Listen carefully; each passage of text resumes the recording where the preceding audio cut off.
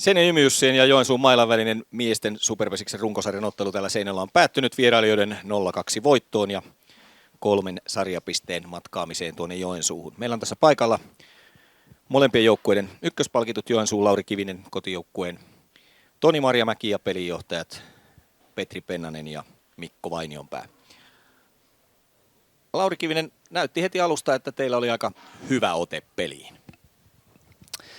No joo, kyllä oli, että hyvin valmistauduttiin tähän ja tiedettiin, että kova vastustaja on tulossa, nälkäinen porukka meitä vastaan, niin hyvä valmistautuminen tehtiin ja oltiin sitten heti pelin alussa valmiina pelaamaan.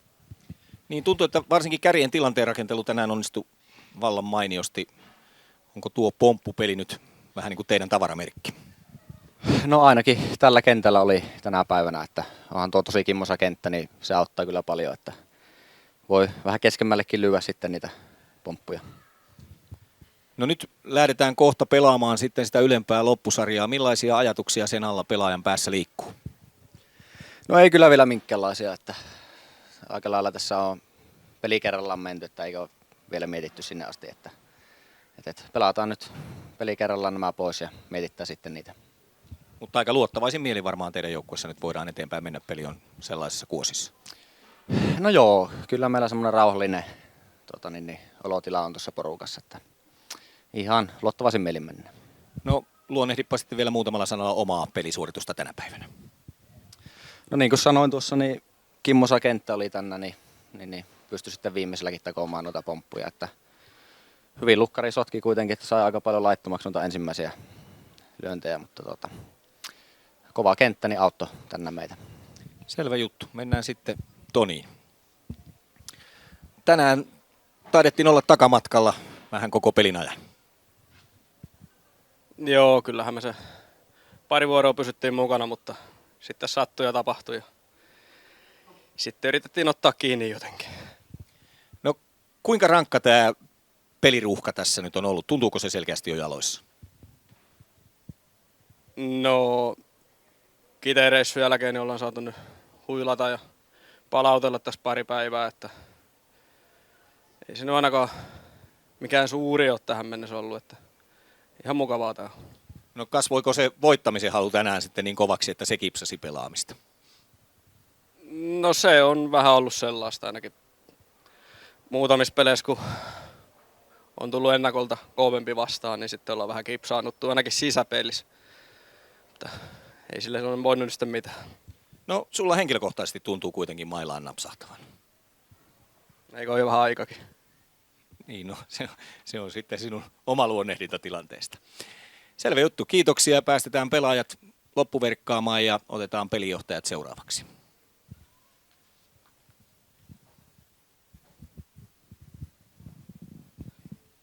Petri Pennanen sanoi tuossa alkuhaastattelussakin heti sitä, että pelissä pitää olla heti alusta lähtien valmiina.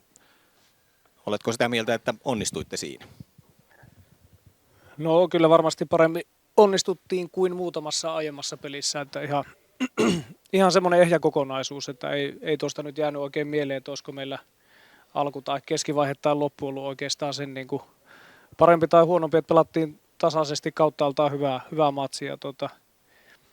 Mielenkiintoistahan tuo on, Keula tuossa takotilanteita ja sitten juoksut kuitenkin jakautui kaikille muille oikeastaan, kun noille lyöjokerit löi yhteensä 4, että tosi onnistunut sillä lailla, että saatiin tuolta numerolta paljon onnistujia ja sitten ne, ketkä ei onnistunut mailan varressa, niin onnistui hienosti vielä tuolla ulkokentällä, että kyllähän Koosa, Iro ja kumppanit pelasivat sielläkin hienosti.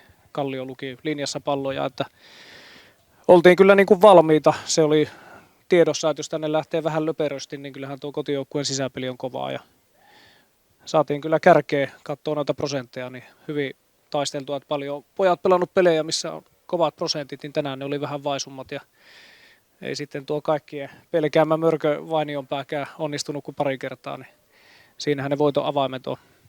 Niin, tuossa kun peliä katselin, niin näytti tuo teille linja liikkuvan aika hyvin siellä, niin kuinka paljon asioita oli nyt sitten niin kuin otettu ylös etukäteen, että mihinkä kotijoukkueen noita lyöntiratkaisujaan suuntaan?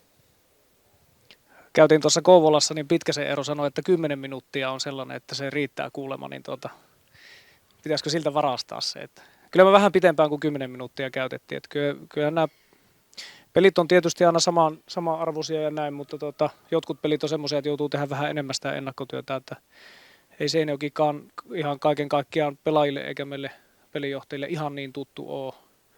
Siellä on tämmöisiä Atte Kontiot ja muut, ketkä on lyönyt paljon kunnareita, ja sitten kun ei ihan tiedä, minkä tyyppisiä pelaajia, niin sitten joutuu sitä tietenkin taustatyötä tehdä, mutta onhan tässä nyt sen verran höylätty, että kyllähän sieltä nyt varmaan nämä ainakin kärkimiehet on aika tuttuja, ja eihän se ole ennakkotietoihin, vaan kyllähän pelin lukuhan, eihän jos miettii Timo Kalliot tai kumppanit, niin on parempi pitää suu kiinni ja antaa miesten pelata.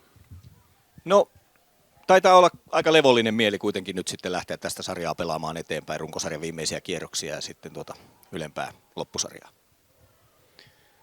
Toiveita oli tähän ottelusumaan muutamia, ja yksi niistä oli se, että ei olisi hyvin montaa miestä telakalla, ja nyt ainakin pelin lopussa näytti, että ollaan niin kuin suht hyvässä tilanteessa, että sehän se ensimmäinen on, että sitä levollisuutta lisää, että pääsisi lähes ainakin ykkösmiehistöllä kohti syksyä, ja saadaan ensi viikolla semmoinen viikko, että on vaan yksi peli, niin sekin tuntuu kyllä suorastaan kuin olisi kesälomalle tässä jäämässä, että onhan tämä aika hurja tahti, mutta hienosti kyllä jätkät on sen jaksanut, että kyllähän se sitä levollisuutta lisää, että tänäänkin oli tämmöinen hyvä peruspeli ja silti se riitti tämmöiseen voittoon, mutta tämähän on tällaista, tässä vaan pohjustellaan sitä syksyä, että tämähän on vaan sitä, että eihän ne pelit on sitten ja niihin pitää ladata energiaa ja tämä positiivinen itseluottamus, mitä näistä on saatu. Selvä juttu. Kiitoksia. Mennään sitten Mikkoon. Kiitos. Mikko, tänään ei taida ihan niitä elementtejä olla pelissä ollut mukana, mitä olet sieltä peräänkuuluttanut. No ei oikein, pitää nyt miettiä ne positiiviset, että varmaan palkitut niin kuin pelaajina, mutta niin Korvola tietysti hienoa, että pitkän tauon jälkeen tulee ja pystyy tuollaisen lukkaripelin pelaamaan, että joitakin pomppuja laittomaksi ja toloppa lautasella ja se oli mahtava suoritus se, mutta niin kyllähän tämä 2 vuoteen tämä joukkue on kestänyt melkein mitä vaan, mutta kyllä tämä oli niin kuin kopio Kiteeltä, että kun alkupelistä runkomies loukkaantui, niin jotenkin se näkyy kyllä kaikessa sitten, että me ei se alkukaan kovin hyvin pelattu, mutta oltiin siinä tasassa sitten tulostaulullisesti, mutta jos sarjajohtaja tulee kylään, niin silloin pitää olla valmis pelaamaan kovaa ja onnistua niin kuin hyvällä tasolla ja nyt oltiin niin kuin tosi paljon perässä, että ulkona räpellettiin paljon enemmän kuin vastustaja ja vielä enemmän sitten keskiosumat niin kuin loisti meillä tänään poissaolo mailan varressa, mutta tiukka paikka nyt koitellaan. 2 runkomiestä on sivussa ja ei tiedä pitkäänkö.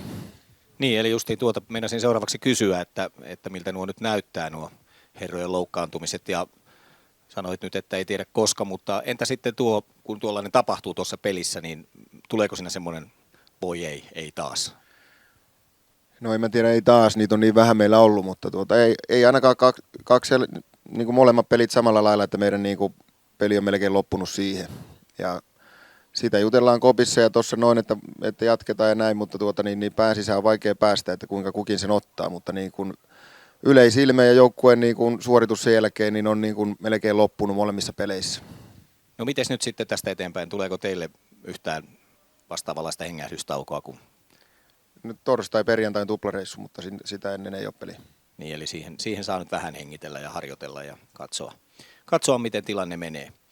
No, tuo ylemmän loppusarjan paikka lienee kuitenkin sillä tavalla varma, että sitä ei tarvitse jännittää, niin tässä on niin kuin sillä lailla hyvä mahdollisesti peliä kuitenkin eteenpäin viedä.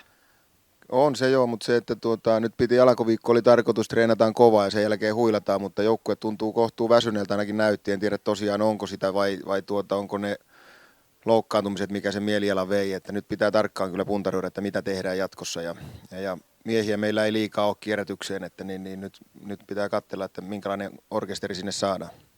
Selvä juttu. Toivotaan, että nuo loukkaantumiset eivät ole niin pahoja kuin ne alun perin näytti, että miehet saadaan sieltä sitten riviin. Näin toivotaan. Kiitoksia. Kiitos.